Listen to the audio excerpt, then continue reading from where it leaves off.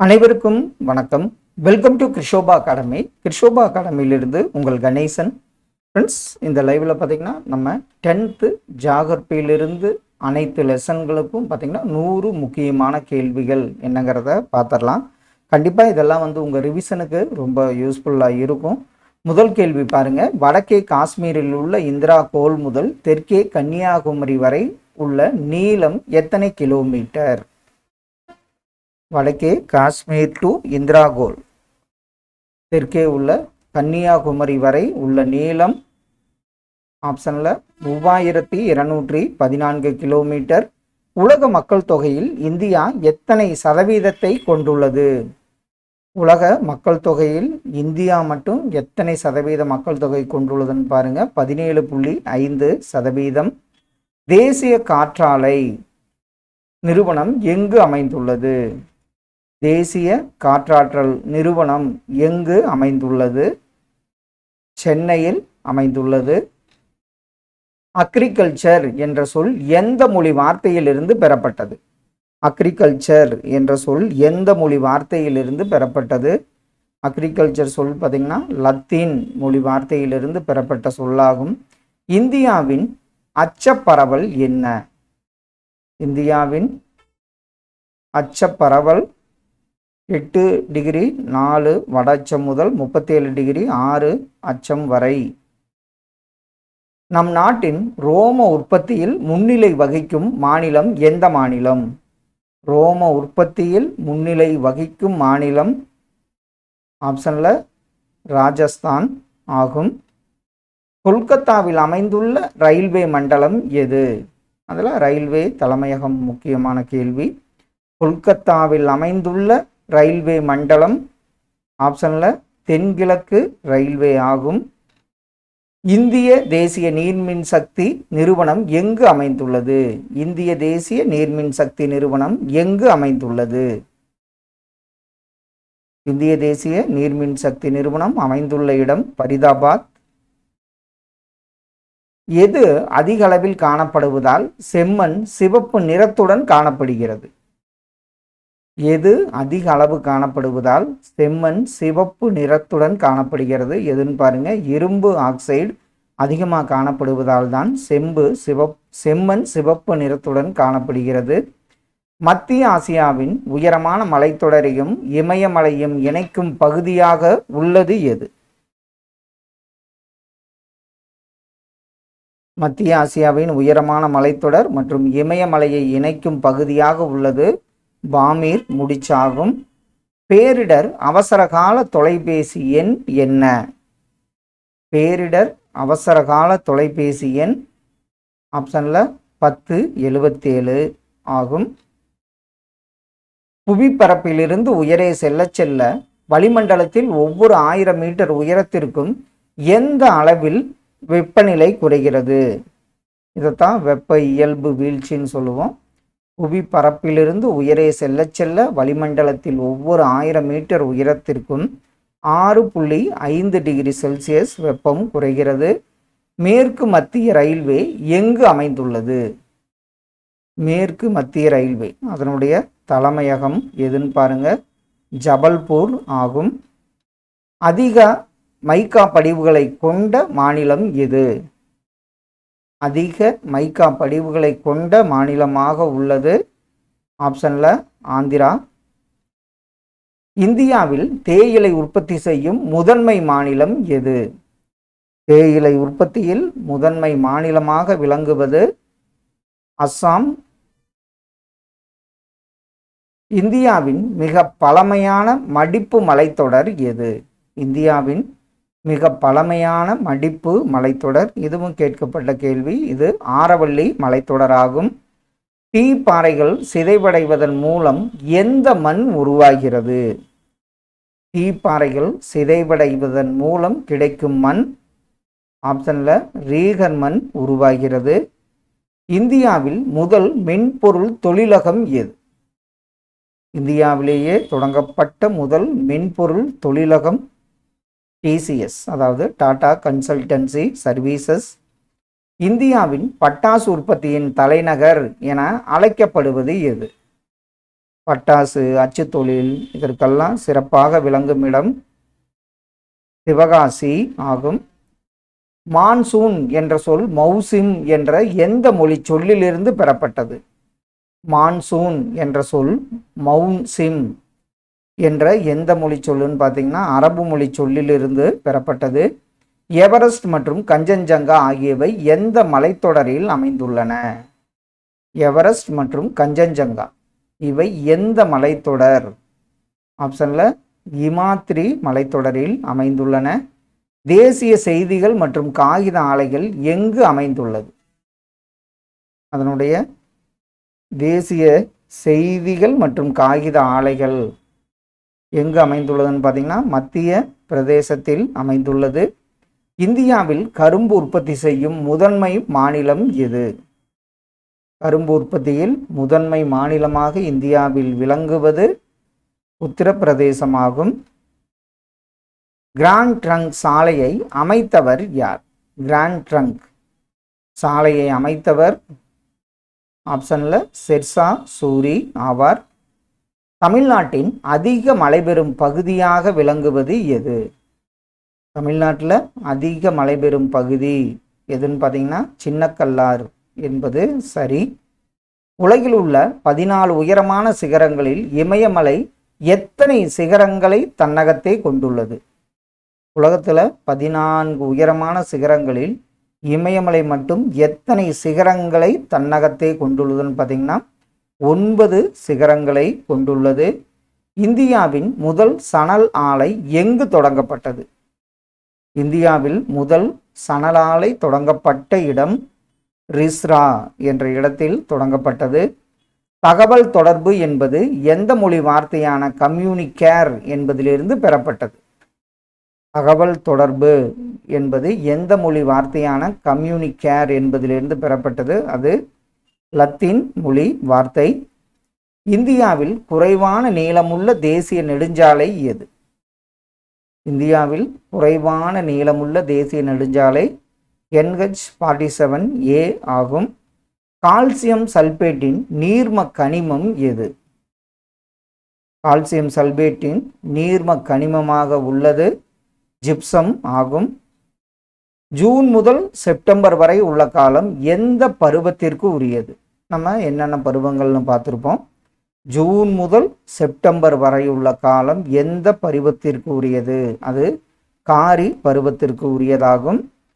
உலகில் மிக அதிகளவு மழை பெறும் பகுதியான மவுன்சின்ராம் எந்த மாநிலத்தில் அமைந்துள்ளது? மவுன்சின்ராம் உலகில் மிக அதிகளவு மழை பெறும் பகுதியான மவுன்சின்ராம் எந்த மாநிலத்தில்? இது மேகாலயாவில் மவுன்சின்ராம் அமைந்துள்ளது. பாகிஸ்தானையும் ஆப்கானிஸ்தானையும் இணைக்கும் கணவாய் எந்த கணவாய்? பாகிஸ்தான் ஆப்கானிஸ்தான் இதை இணைக்கும் கணவாய் கைபர் கணவாயாகும். இந்தியாவில் தொலைக்காட்சி வலையமைப்பு எவ்வாறு அழைக்கப்படுகிறது? நம்ம தொலைக்காட்சி வலையமைப்பு பார்த்தீங்கன்னா தூர்தர்ஷன் என்ற பெயரில் வழங்கப்படுகிறது. கீழ்கண்டவற்றுள் தமிழ்நாட்டில் இரும்பு உற்பத்தி செய்யும் மாவட்டங்கள் எவை? இரும்பு உற்பத்தி செய்யும் மாவட்டங்கள் ஆப்ஷன்ல நாமக்கல், சேலம், திருவண்ணாமலை இவை அனைத்துமே இரும்பு உற்பத்தி செய்யும் மாவட்டங்களாகும். ஏழைகளின் ஊட்டி என்று அழைக்கப்படும் ஏற்காடு மலைவாழிடம் எந்த மலைத்தொடரில் அமைந்துள்ளது? ஏற்காடு எந்த மலைத்தொடரில் அமைந்துள்ளது? ஆப்ஷன்ல சேர்வராயன் மலையில் அமைந்துள்ளது ஏற்காடு. மத்திய பட்டு ஆராய்ச்சி தொழில்நுட்ப நிறுவனம் எங்கு அமைக்கப்பட்டுள்ளது? மத்திய பட்டு ஆராய்ச்சி தொழில்நுட்ப நிறுவனம் எங்குன்னு பாருங்க, பெங்களூரில் அமைக்கப்பட்டுள்ளது. தமிழ்நாட்டின் மிக நீளமான தேசிய நெடுஞ்சாலை எண் எதுவாகும்? தமிழ்நாட்டில் மிக நீளமான தேசிய நெடுஞ்சாலை எண் எது? 44 என்பது NH44 தான் தமிழ்நாட்டில் மிக நீளமான தேசிய நெடுஞ்சாலை எண்ணாகும். சிவாலிக் மலைத்தொடரின் மேற்கு பகுதி என்னவென அழைக்கப்படுகிறது? சிவாலிக் மலைத்தொடரின் மேற்கு பகுதி பார்த்தீங்கன்னா தூண்கள் என்று அழைக்கப்படுகிறது. கிழக்கு பகுதி டூயர்ஸ் என்று அழைக்கப்படுகிறது. தமிழ்நாட்டின் மொத்த இருப்பு பாதையின் நீளம் எத்தனை கிலோமீட்டர்? தமிழ்நாட்டில் மொத்த இருப்பு பாதையின் நீளம் ஆப்ஷனில் பாருங்கள் 6693 கிலோமீட்டர் நீளம் கொண்டதாகும். இந்திய அஞ்சல் சேவை பொதுமக்களின் பயன்பாட்டிற்காக எந்த ஆண்டு தொடங்கப்பட்டது?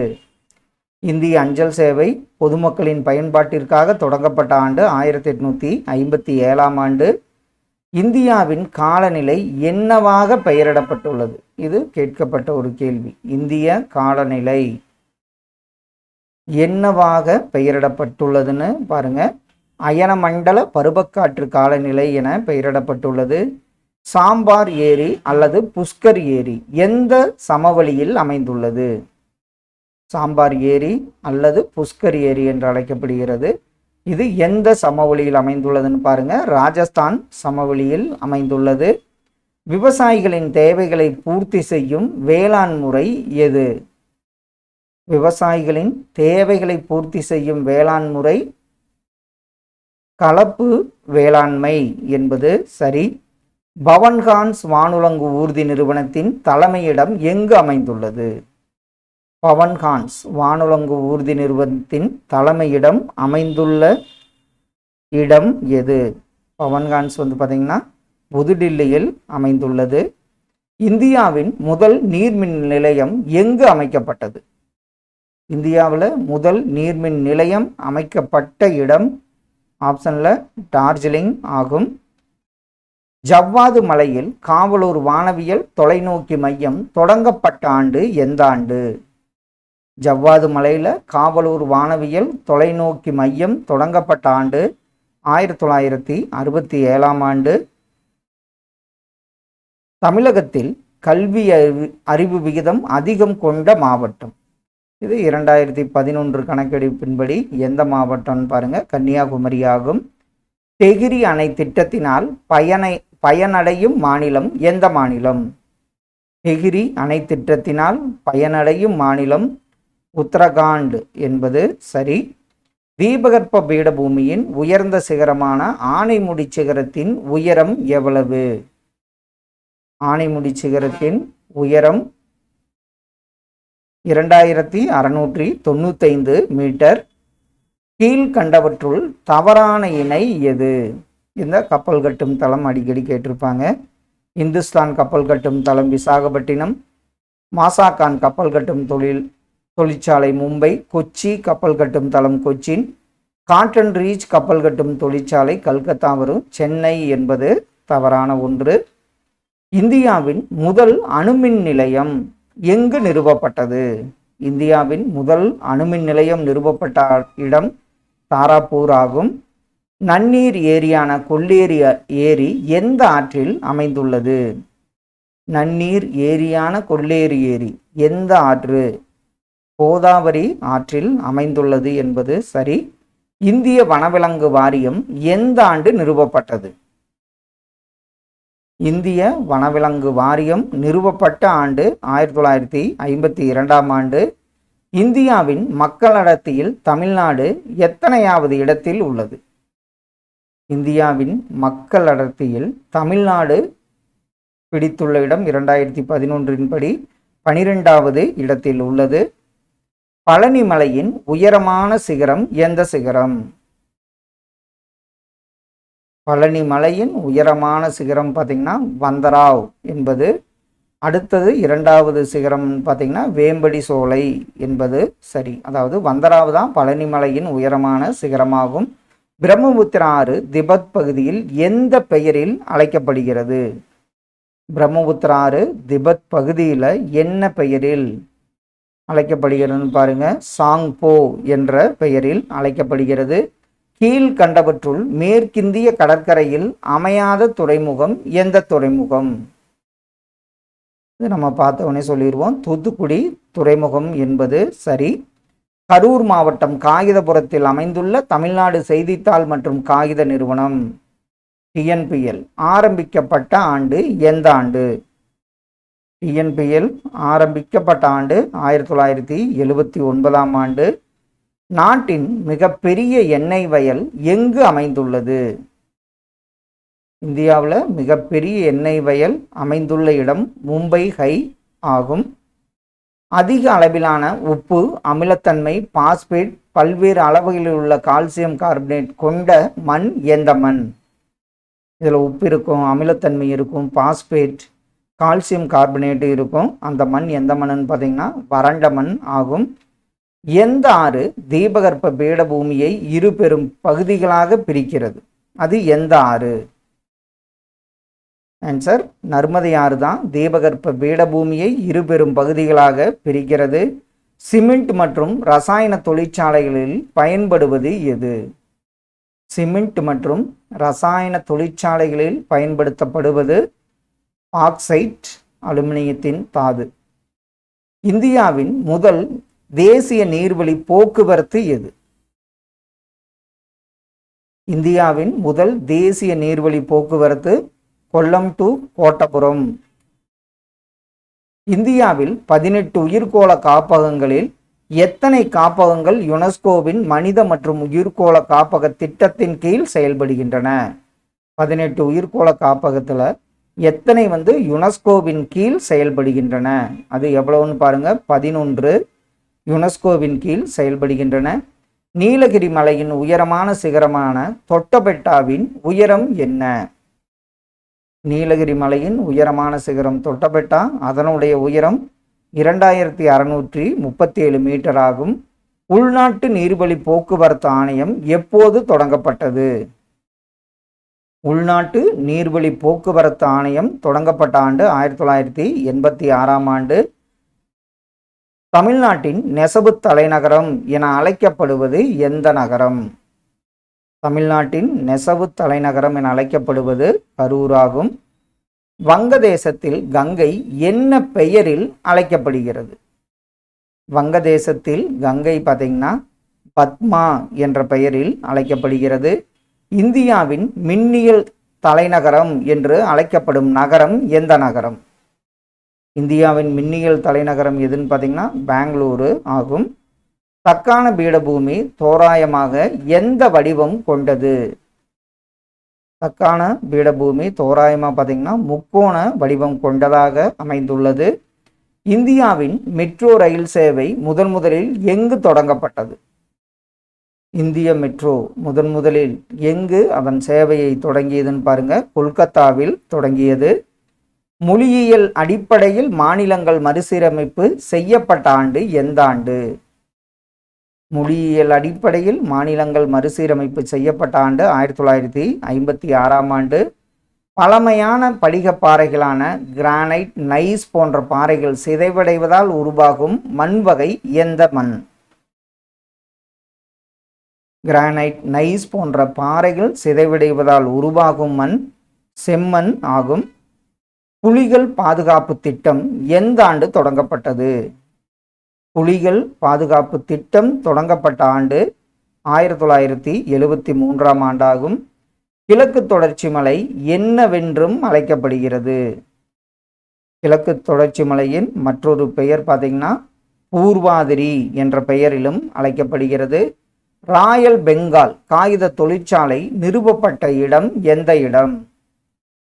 ராயல் பெங்கால் காகித தொழிற்சாலை நிறுவப்பட்ட இடம் பாலிகஞ்ச் என்பது சரி. சிந்து நதியின் மிகப்பெரிய துணையாறு எது? சிந்து நதியோட மிகப்பெரிய துணையாறு ஆப்ஷன்ல சினாப் ஆகும். மிக நீண்ட ரயில் பாதையுடைய ரயில்வே எது?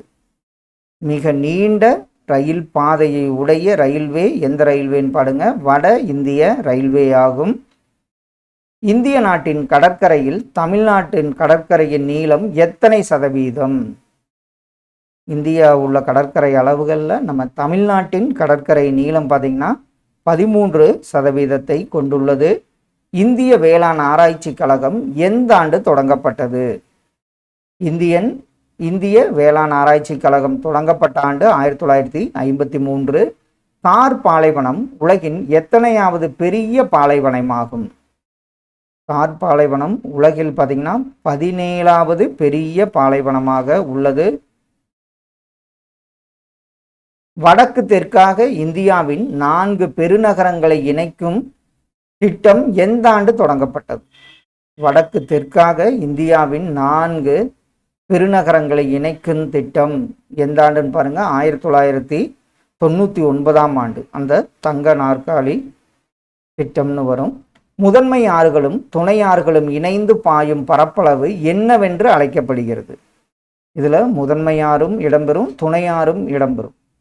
அது இரண்டும் பாயும் பரப்பளவு என்னவென்று அழைக்கப்படுகிறது பாருங்க, வடிகால் கொப்பரை என்று அழைக்கப்படுகிறது. பரப்பளவை பொறுத்து இந்தியா உலகளவில் எத்தனையாவது பெரிய நாடு? பரப்பளவை பொறுத்து இந்தியா உலகத்திலேயே 7வது பெரிய நாடாக உள்ளது. இந்தியா எந்த ஆண்டை திணைப்பயிர்கள் தேசிய ஆண்டாக அறிவித்தது? இந்தியா எந்த ஆண்டை திணைப்பயிர்களின் தேசிய ஆண்டுன்னு பாருங்க, 2018ஆம் ஆண்டை. காதர் மற்றும் பாங்கர் எந்த மண்ணின் பிரிவுகள்? இது நம்ம அடிக்கடி பார்த்துருப்போம். வண்டல் மண்ணின் பிரிவுகள். பாங்கிறது பழைய வண்டலை குறிக்கும், காதருங்கிறது புதிய வண்டலை குறிக்கும். அரபிக்கடலில் உள்ள லட்சத்தீவுகள் எத்தனை தீவு கூட்டங்களை கொண்டுள்ளன?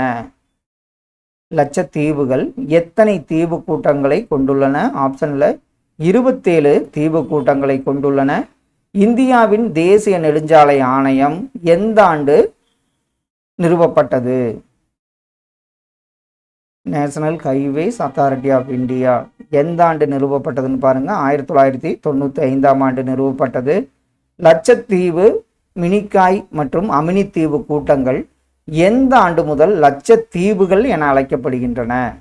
இப்போ பார்த்தீங்கன்னா லட்சத்தீவு, மினிக்காய் தீவு, அமினித்தீவு இதெல்லாம் சேர்த்து லட்சத்தீவுகள் 1973ஆம் ஆண்டு முதல் லட்சத்தீவுகள் என அழைக்கப்படுகின்றன. இந்தியாவில் எந்த மாநிலம் உள்நாட்டு மீன்பிடித்தலில் முதன்மை மாநிலமாக திகழ்கிறது? இந்தியாவில் எந்த மாநிலம் உள்நாட்டு மீன்பிடித்தலில் முதன்மை மாநிலம்னு பாருங்க, ஆந்திரா. இந்திய நிலப்பரப்பு புவியின் மொத்த பரப்பளவில் எத்தனை சதவீதம்? இந்தியாவோட நிலப்பரப்பு, புவியின் நிலப்பரப்புல இந்தியா நிலப்பரப்பு 2.4% கொண்டுள்ளது. இந்தியா அதிகபட்சமான நில எல்லையை பகிர்ந்து கொள்ளும் நாடு எந்த நாடு? அதிகபட்சமான நில எல்லையை பகிர்ந்து கொள்ளும் நாடு பார்த்தீங்கன்னா வங்களாதேசமாகும். அந்தமான் தீவு கூட்டங்களை நிக்கோபார் தீவு கூட்டங்களில் இருந்து எந்த கால்வாய் பிரிக்கிறது?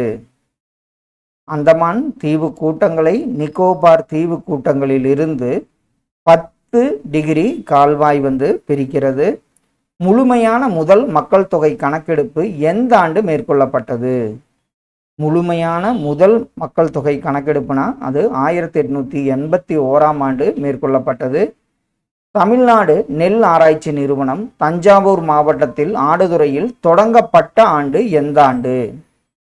தமிழ்நாடு நெல் ஆராய்ச்சி நிறுவனம் தஞ்சாவூர் ஆடுதுறையில் தொடங்கப்பட்டது. அது தொடங்கப்பட்ட ஆண்டு 1985ஆம் ஆண்டு ஏப்ரலில் தொடங்கப்பட்டது. மண் கீழ்கண்டவற்றுள் எதனை உள்ளடக்கியது? ஆப்ஷன்ல கனிமங்களின் கூட்டு பொருட்கள், மக்கிய தாவரங்கள், விலங்கின பொருட்கள் இவை அனைத்துமே மண் உள்ளடக்கியது. இந்தியாவின் மத்திய தீர்க்கரேகையான 82°30 அச்சம் கிழக்கு தீர்க்கரேகை எதன் வழியாக செல்கிறது? மத்திய தீர்க்கரேகை எதன் வழியாக செல்கிறது? ஆப்ஷன்ல மிர்சாப்பூர் வழியாக செல்கிறது என்பது சரி. லட்சத்தீவுகள் எத்தனை சதுர கிலோமீட்டர் பரப்பளவை கொண்டதாகும்? லட்சத்தீவுகள் பார்த்தீங்கன்னா 32 சதுர கிலோமீட்டர் பரப்பளவை கொண்ட ஒரு தீவு. கடைசி ஒன்று, மத்திய பட்டு ஆராய்ச்சி தொழில்நுட்ப நிறுவனம் எங்கு அமைக்கப்பட்டுள்ளது? மத்திய பட்டு ஆராய்ச்சி தொழில்நுட்ப நிறுவனம் எங்குன்னு பாருங்க, கர்நாடகாவில் அமைக்கப்பட்டுள்ளது என்பது சரி. ஃப்ரெண்ட்ஸ், இந்த லைவில் நம்ம 10th ஜியோகிராஃபி அனைத்து லெசனுக்கும் முக்கியமான ஒரு 100 கேள்விகள் பார்த்தோம். கண்டிப்பாக இதெல்லாம் உங்கள் ரிவிஷனுக்கு யூஸ்ஃபுல்லாக இருக்கணும்னு நம்புகிறோம். Thank you all.